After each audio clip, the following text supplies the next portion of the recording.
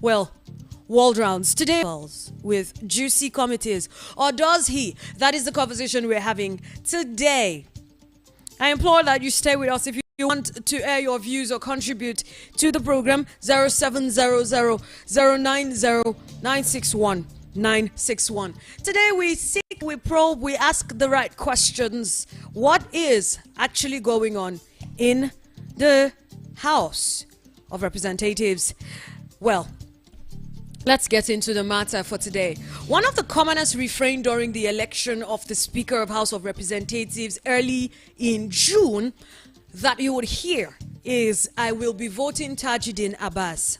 And even before the counting of votes, the thought of an upset by either Idris Wasi or Aminu Jaji had been buried. The choice was clear. The speakermanship had moved from Lagos to Zaria. Now the clock is ticking on the honeymoon period for Mr. Abbas.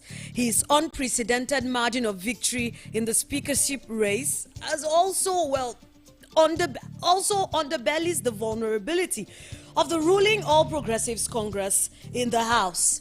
Despite the lack of a majority in the House, the APC has 177 out of the 359 members in the House, and Mr. Abbas emerged as Speaker with 353 out of 359 votes of the members present at the inauguration. Mr. Abbas, his emergence, could be attributed to several factors like the influence of President Bola Ahmed Tinubu, who endorsed him early in all the changes to the standing rule that made the open balloting system mandatory. However, he is presiding over a house where his party lacks the majority.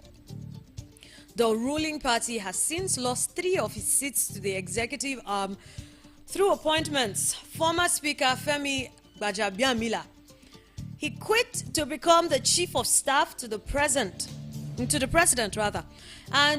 Tunji Olubumi Ojo and Tanko Sununu, they were appointed ministers by the president. Now, the ruling APC has a plurality, which is a situation where a party has more members than any of the other parties, but it still has less than half of the members. I would like for this to be understood as we continue with this conversation. Now, this can happen when there are more than 2 parties in the parliament, and of course we know that we do have more than 2 parties in the parliament. One very interesting fact that I love, this is one of the reasons why I say this is a very, very interesting time in our democracy, and I'm here for it. This is the first time since 1979 that the ruling party does not have a majority in the House. Lacking a majority and national spread in the 2 chambers of the National Assembly and the National Party of Nigeria, NPN, that won that year's general election, went into an accord with the 3rd places of the Nigerian People's Party, NPP, and it conceded the positions of the Speaker of the House, the Deputy Senate President to the NPP, while the NPN produced the Senate President and the Deputy Speaker. That was 79. In 83, we had the NPN won, 306 states in the House, with its closest rival, UPN, far behind it with 51 seats. In 93, under the 2-party system, the Social Democratic Party had 314 seats, while the opposition, National Republican Convention, had about, 275 of the seats. Now, with the return of democracy in 1999, the People's Democratic Party consistently had a majority of the seats in the House after every election. Now, until, of course, in 2015, when the current ruling APC took over. The APC also had a majority of seats in 2019 and 2015, which was the administration that had just left. Mr. Abbas overcame his party's lack of majority by building a multi-party coalition to beat his opponents, who are also of the APC. Several aspirants, including Yusuf Gagdi, we had Al-Hassan Dogowa, Mukhtar Betera, Abubakar Yeleman, they all stepped down for him on the eve of the election, but their support But their support of each is an IOU that must be what? Redeemed. I mean, like, I owe you. I'm sure you get it. The speaker had also warned his rivals after his adoption as the APC candidate that rebellion against the ruling party would be costly. Narrating how he once participated in rebellion in the House and regretted it during the campaign, he then promised to protect the interest of his backers. The main currency that the lawmakers expect to be repaid in is in committee appointments to what? Juicy committees. Now, it is not news to every single Nigerian what we mean by, this is not a new word, juicy committees. The most lucrative of all is the Budget Committee, officially known as the Appropriation Committee. Other highly sought after committees include Petroleum and Gas, Finance, Communication, Customs, Public Accounts, and Defense. Now, let's quickly, just for a quick second, let's dwell on sharing of committees to opponents and friends. Unlike his predecessor, Femi Gbajabiamila, only a handful of members opposed Mr. Abbas's election. Only 6 actually voted against him. And they are Deputy Speaker Idris Wase. We had Jaji, Aminu Jaji, Tijani Ismail, Mohammed Abdul Mumin, Ahmed Doro, and Usman Bindawa. After his election in 2019, Mr. Gbajabiamila, who had lost a bid for the same opposition 4 years earlier, used appointments into leadership of committees to settle political scores. For instance, his opponent for the speakership, Umar Bago, was appointed as chairman of the House Committee on Cooperation and Integration in Africa, a committee that members consider to be very, very irrelevant. In addition, several other ranking lawmakers were left without chairing committees. Which first-timers, there were many first-timers actually in the time that we saw taking some instead, which, we could understand why. But with his broad coalition and popular acceptance, Mr. Abbas had little reasons to exclude anyone. This may be a reason that he increased the number of standing committees to a whopping 134. However, despite the increase, the chairperson and deputy chairperson positions cannot go round. He publicly acknowledged facing this difficulty. Stay with me. We're going somewhere. Now, I'm going to quote, I need you to stay with me. I'm going to quote Mr. Abbas. He said this before announcing the composition of committees. He said, I particularly carry a heavy burden to appreciate members for their unanimous endorsement of my aspiration to lead this house. However, it is practically impossible to make every member a chairman or vice chairman. But let me remind you that there are limitless opportunities within the House, and I assure you we will provide these opportunities for every member desirous of service to do so. Mr. Abbas said, announcing the composition, like I said, of the committees. Now, in 2019, 80 of the 105 committees under former Speaker Femi Gbajabiamila were chaired by members of the ruling APC, while opposition parties, the opposition shared the remaining 25. But despite more standing committees being created, the ruling party still chairs 80 of 105. Mr. Abbas appointed Mr. Wase as chairman of the Committee on Federal Character. Many could view the position as some sort of demotion for the Plateau lawmaker and former deputy speaker who refused to step down in the speakership race despite his appeal by the party. On a closer look, however, the committee appears to be a perfect fit for the deputy speaker. Because, Mr. Wase is some sort of an institution when it comes to the Federal Character Communication. He served as the chairman of the same committee from 2011 until he was appointed deputy majority leader in 2018, if you remember. So it could be argued that he has returned to a familiar turf And with the ongoing job racketeering scandal rocking the commission, requiring a serious legislative oversight there, which of course we've covered on this program, Mr. Wase has an assignment to elevate his profile. Now, Mr. Abbas has also appointed Mr. Jaji, another lawmaker who refused to step down for him as chairman of the Committee on Ecological Fund. Now, some lawmakers that voted Mr. Wase and Jaji were not so lucky with committees, as only one of them, Doro Yusuf, was appointed deputy chairman of a committee. Now, former House leader Mr. Dogoa, who was in a speakership race before stepping down to endorse Mr. Abbas, got the Committee on Petroleum Resources upstream, while Mr. Gagdi retains his Committee on Navy. Sada Soliu, APC Katsina, retains his Committee on what? Water Resources. Stay with me. Now, however, the same latitude was not afforded Mukhtar Betara. He was not allowed to retain his Committee on Appropriation. In the 9th Assembly, Mr. Betara used to use the committee to command friendship among members in the House. He has instead been appointed the chairman of the Committee on FCT.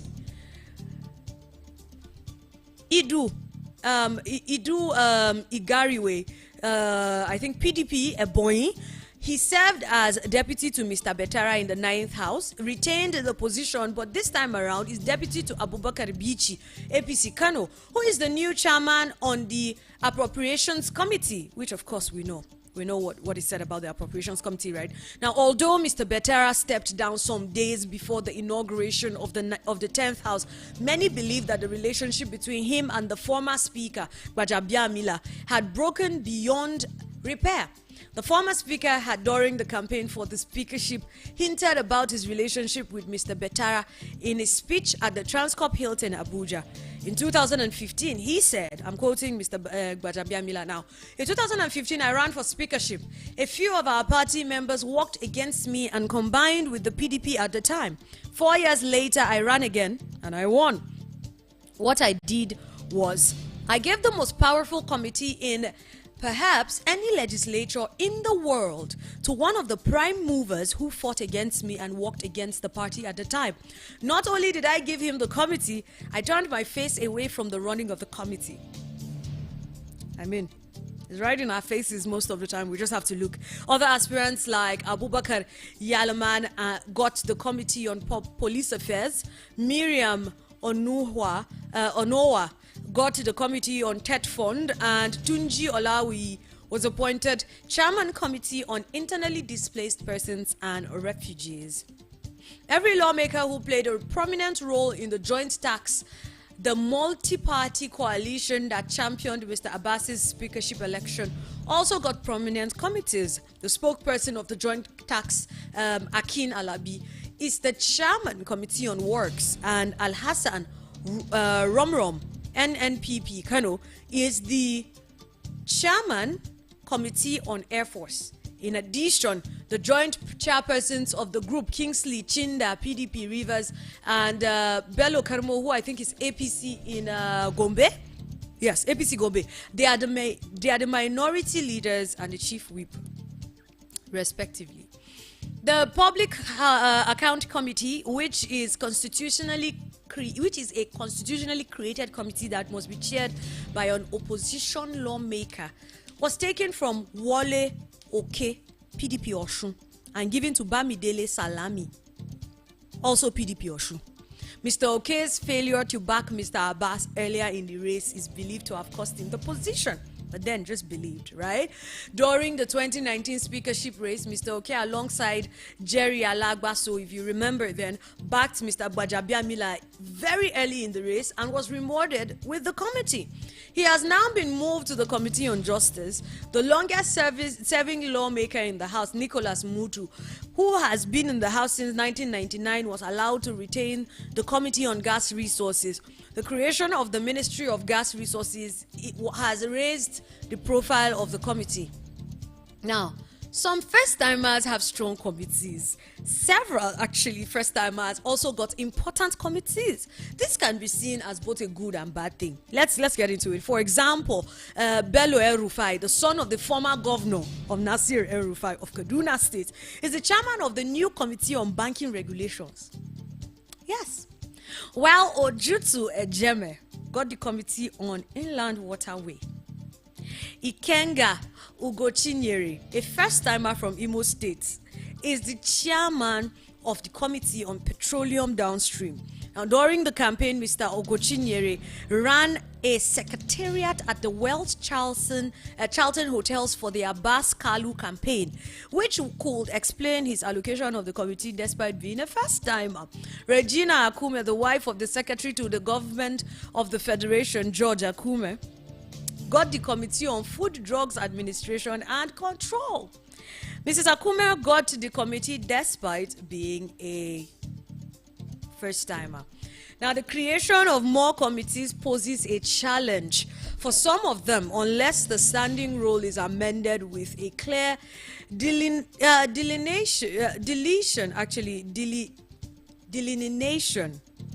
of duties and functions for the committees. The standing rule of the House contain the details of the oversight powers of different committees on ministries, departments, and parastatals. Let's take, for example, in the 9th House, there was only a committee on banking and currency, but the committee has been split into the Committee on Banking Regulation, the Committee on Banking Institution, and the Committee on Digital Electronic Banking. The old Banking and Currency Committee oversighted the Asset Management Committee of Nigeria, which is AMCON, right?